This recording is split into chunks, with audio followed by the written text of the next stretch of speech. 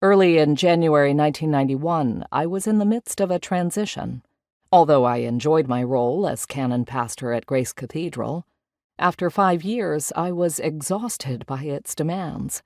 I had been invited to serve as canon for special ministries and to continue to direct Quest, Grace Cathedral Center for Spiritual Wholeness, in San Francisco.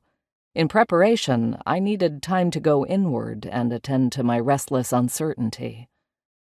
I decided to return to a mystery school seminar with Dr. Jean Houston, an internationally known psychologist, scholar, and author whom I studied with in 1985.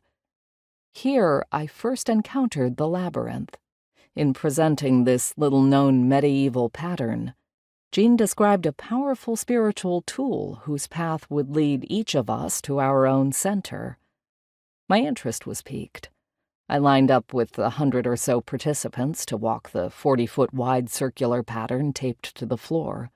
I was hardly prepared for the force of my own reaction.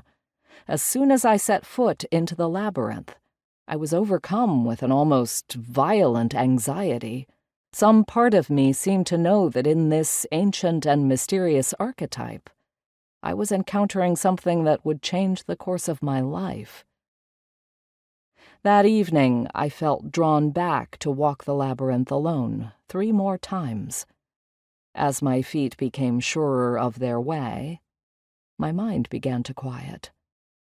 Walking, running, moving through the winding pathways as my instincts dictated, I felt joyous one minute, burdened the next. I seemed to step beyond time to where each moment stood triumphant in its own right. Returning up the snowy hill to my cabin that night, I wondered what response the encounter with the labyrinth would elicit from my unconscious. I got my answer the next morning when I awoke, distressed from a dream of having had a heart attack. Was it a warning? Why this particular dream so close on the heels of my labyrinth walk? As I pondered the dream, I thought back to my father's heart attack. He had received a book from a friend called "Thank God for My Heart Attack." The book described the challenge posed by a life-threatening event, to redesign your life so that it fits you instead of your attempting to fit into it. The dream signaled to me that my life was going to change. Though I did not know it at the time, the labyrinth would help me bring more of myself to my work, to exercise my heart muscle as never before.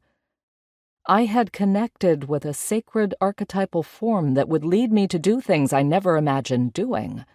It would lead me to places I had never imagined. Such is the power of the labyrinth. After my initial experience, I knew I was to work with the labyrinth. Just what to do with it puzzled me. Until about 3 months later, I was literally walking in circles around my living room when it finally dawned on me.